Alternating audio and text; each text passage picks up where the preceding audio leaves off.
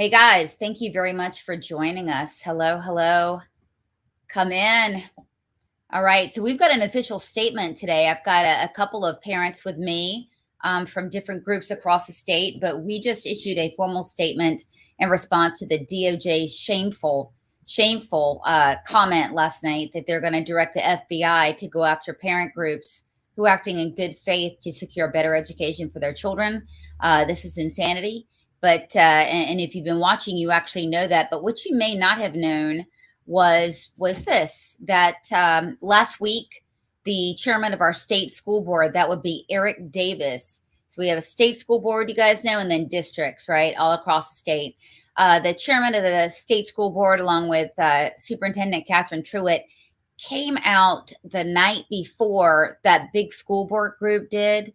The school board group, that asked Joe Biden if he would declare all of us domestic terrorists. Well, they came out with a statement without a shred of proof that parents were acting in bad faith and were acting in a hostile way towards school board members, again, without a shred of proof. So here we go. I'm going to show you the letter that we are just sending out to Chairman Davis and Superintendent Truitt, that there's deep frustration among all of us that the FBI is asking to target parent groups. We're naturally upset, along with the rest of the country, that the FBI is going to be turned on parents who are peacefully protesting. Superintendents have urged parents for months and months to go to their local school board, to petition their school boards in good faith to make changes in the curriculum regarding critical race theory. Of course, these panorama surveys and out-and-out pornography in the middle and high school libraries. We've been petitioning them. And look, whatever your feelings are about critical race theory, mass, whatever it is, there is nobody in this country that believes that seeking the FBI on American citizens for petitioning their own government is a good, sound thing to do. And so these wonderful groups, who I'll have a couple of members of on today, they signed on to this, and we're going to bring them on right now. We've got Tanya and we've got Brooke from Mecklenburg and from Orange County. How are you guys doing today? Doing great today. Good. How are you? Good. It's pretty unbelievable what's going on, right? So I want to ask you first, what do you make of this DOJ statement last night coming out without any evidence, declaring us basically enemies of the state? Brooke? I think it's absurd. And I think that when we go into school board meetings, we're not going in there violently. When we protest, we're not doing anything other than holding signs. And the point is, we're there to support children and to fight for our children, because we feel that the schools are utterly failing them right now. We're not against teachers. We're not against the school board members. We just want to see results, and that's what we're there for and fighting about. Right. And a lot of teachers are right there fighting right beside of us. We've got a lot of teachers that don't like the way that changes are being made in North Carolina. They don't like it. They have kids that are also in schools. Tanya, what's going on in Orange County is unbelievable. I mean, you guys, we've reported on this. This has gone viral after 16 or 18 months of not having a school board meeting in person.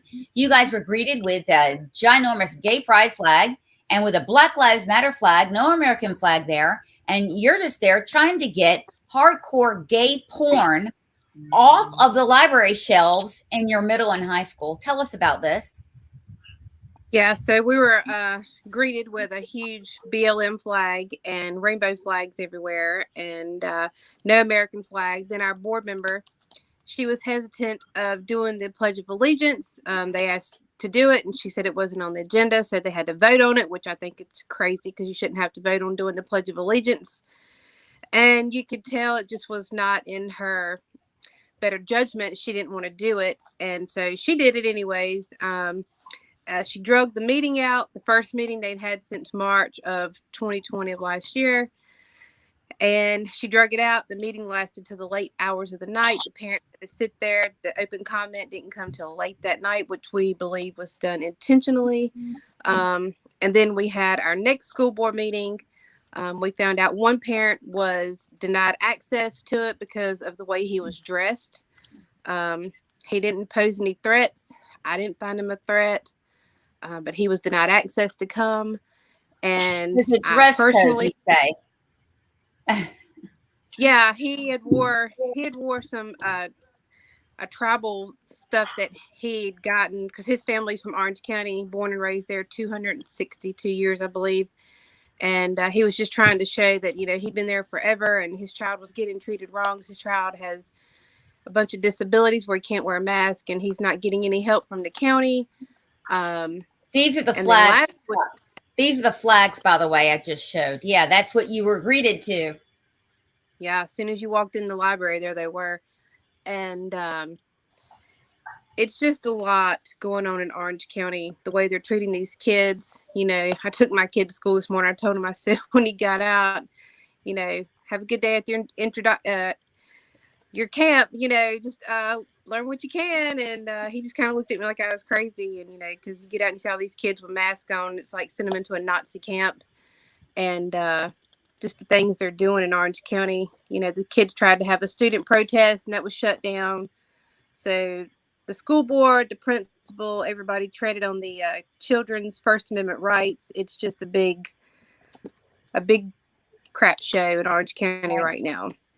But in Mecklenburg, Brooke, there are a lot of schools that are actually staging protests with children and getting them to try to protest. Why is it okay for teachers to use class time and taxpayer resources to stage protests, but parents can't make a good faith effort to advocate for better education for their children, Brooke?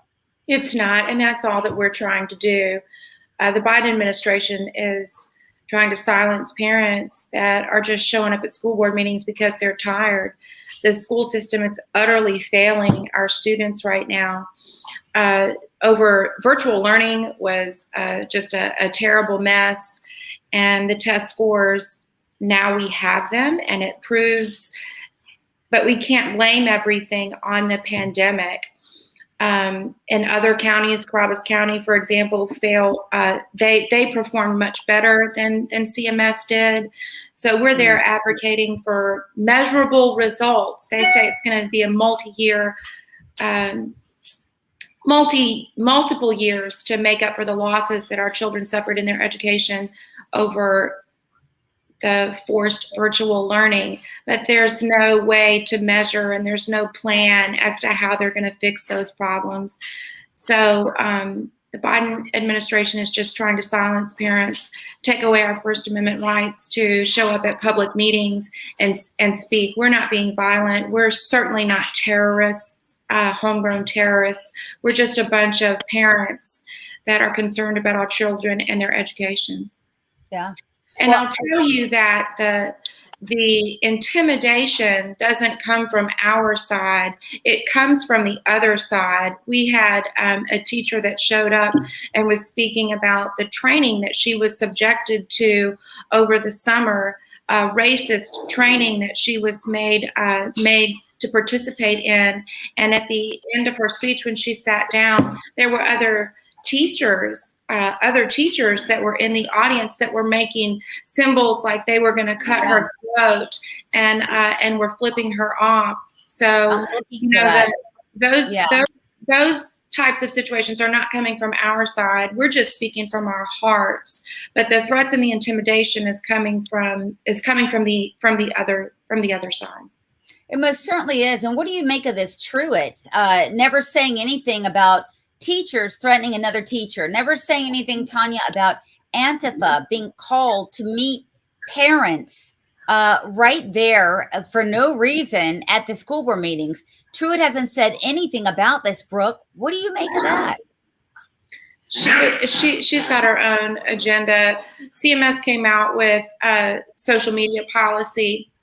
Teachers aren't supposed to bully parents or children online, and I can tell you that I spoke at the last CMS board meeting. It's virtual. They've gone back to virtual meetings now, but in the comment section, there were several teachers that were bullying me and making comments about me and other people from our organization. They were talking about anybody that didn't align with their viewpoints in the comment section, and they get away with it. Now, had it been, say, Ms. Conrad, Suter Conrad, I guarantee that she would have been disciplined for that. So, it's rules for thee and not for me. Mm-hmm. Yeah. Tanya, what do you think? I can kind of concur with what she said. Hillary McKenzie, our school board director, she actually got on her personal social media page, and posted a video, and she was making fun of parents that got up there and spoke.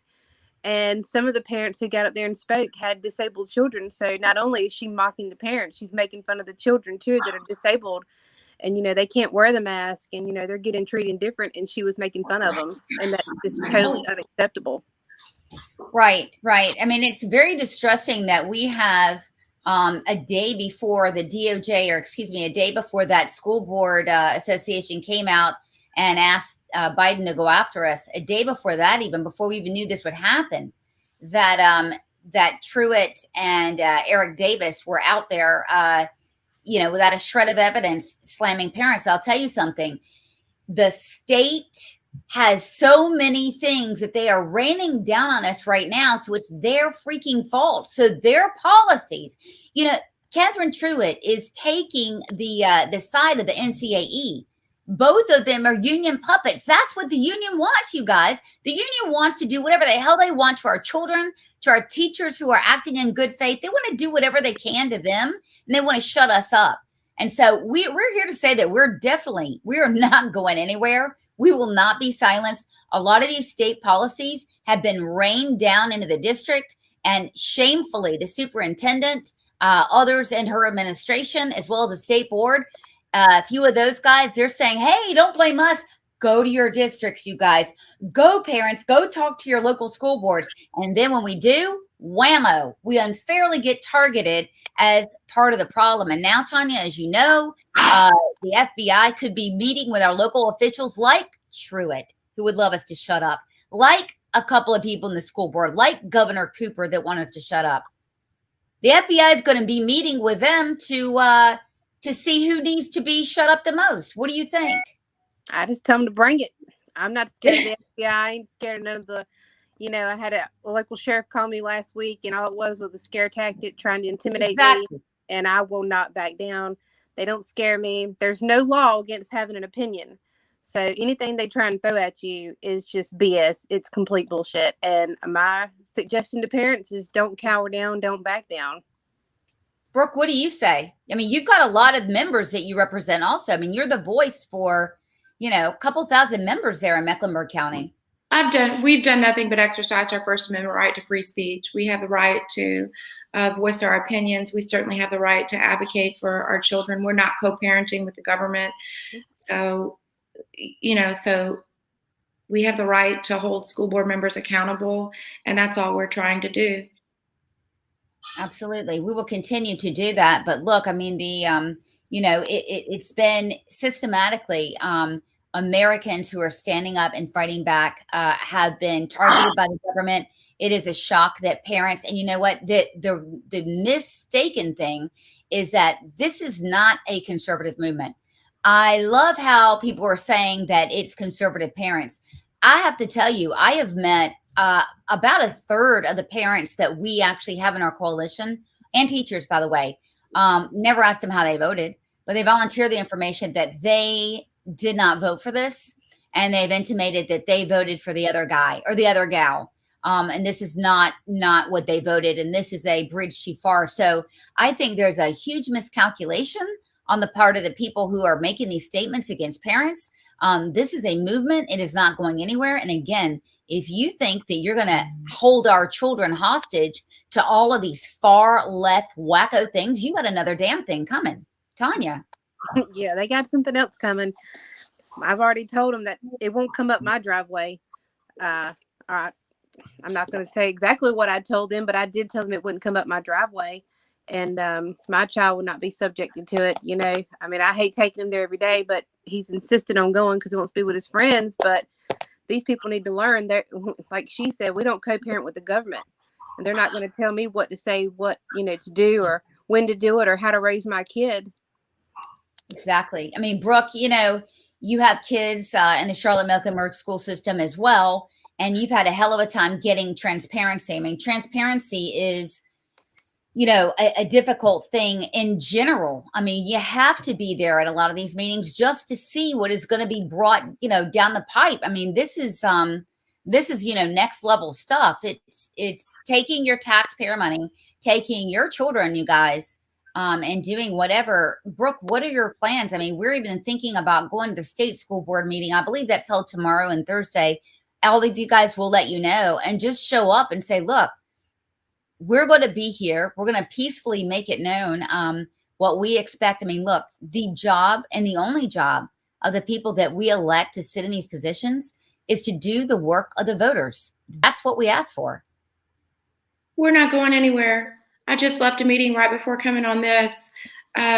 We have planning meetings before. Our school board meeting is a week from today. We're only allowed to speak at one school board meeting a month. And we were, a couple of the people that have registered to speak, we're coordinating sharing data, because we're going to be hitting home the message that they have failed our students, and they're not doing their job as far as teaching basic reading, exactly, math, science, and history, and talk about the scores. And so we were coordinating our message, because they only give us 2 minutes to speak, which is not a very long time. But I wanted to address your question before. Moms for Liberty is not a Republican organization. Moms for Liberty isn't a political organization. We represent all parents. Doesn't matter whether you're a Democrat or a Republican, an independent. Our mission is to support parental rights in schools, not to support Republican parents in schools. Right. So it's not just Republican children that were misserved last year. And even before that, there are only 10% of Charlotte Mecklenburg African-American children that are college ready. So that's a pathetic. It's a failure. It's a failure. It's an absolute failure. So we're nonpartisan. We're not a group of conservatives. We have members of all race, age, gender. We're Moms for Liberty, but we have a bunch of dads and grandfathers as well. We're not just a bunch of angry Republicans. No, definitely not. Tanya, and I know that you know there's all types. I mean, the bottom line is, Brooke, as you've said, all the children are failing. The children are not being taught. And with all of this, our argument has always been with the social emotional learning, especially when you're injecting, math in that, reading and all of this, and putting in an additional non-academic component to it. No one is going to improve in school. No one is going to do better. No one's going to be college ready. I mean, this is a damn joke. And by the way, teachers deserve raises.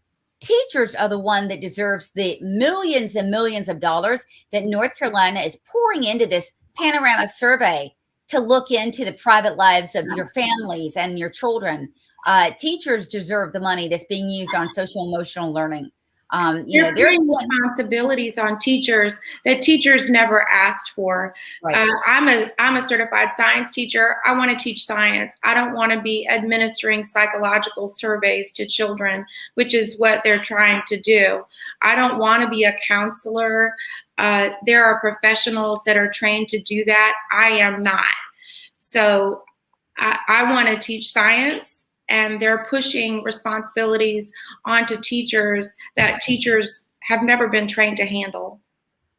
Yeah, that's exactly right. And Tanya, we send our kids to the library to learn things that they don't, already know, or to broaden their minds. Children are going into the Orange County and to the Durham County Public School Library. They're getting gay porn. And this is another part of the agenda. And if we don't show up to school board meetings, I'm not exactly sure how the school board members who are sitting there who are not aware of this are going to find out. Could you explain to me how that would work, Tanya? So from my understanding is the school board, from what I understand, I could be wrong, I don't know. the school board has to approve these books that go in there. So they're very well aware of these books being there. And I'm pretty sure that the Orange County School Board is aware of these god awful books with these nasty pictures sitting in there for these kids to get their hands on. It's just disgusting. Like, I hate to even share these pictures to people. I hate to show them to people, because I mean, it's pornography. Like, it's child pornography on top of that. It's pedophilia. Guys, we're talking about pedophilia being in the library. And you know what? If I were superintendent, and if I were chair of the state school board, I would clear my desk for that, you guys. That would be priority number one. I wouldn't have time to make comments against what people are doing. And again, I checked all of the news reports. I checked with all of our associated parent groups across the state. I'm not aware of a violent act that our people have been arrested for and adjudicated for. I do not understand where this is coming from the state superintendent and from the state board chair. Shame on them. I have no evidence of that. None. It's not happening. There is none. It's not happening. There are no reports of any parents that are showing up to school board members and showing up to school board meetings and attacking school board members or intimidating them at their homes. That's not happening.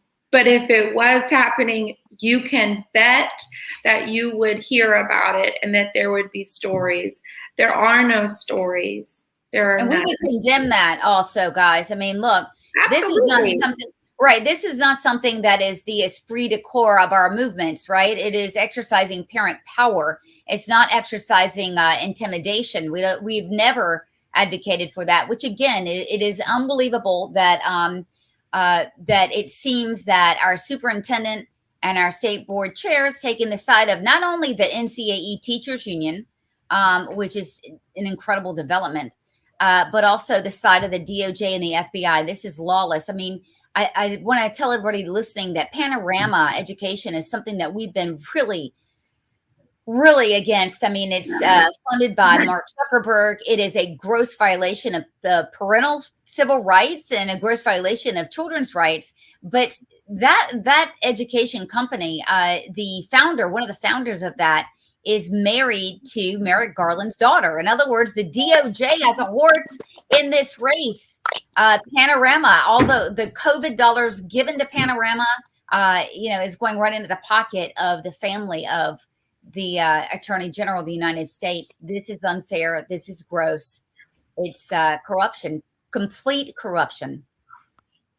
Yeah, I don't think it's nobody's business how many guns I have in my house, how much money I have down to the penny, or how I raise my kids, or what sexuality. And again, I want to point this out.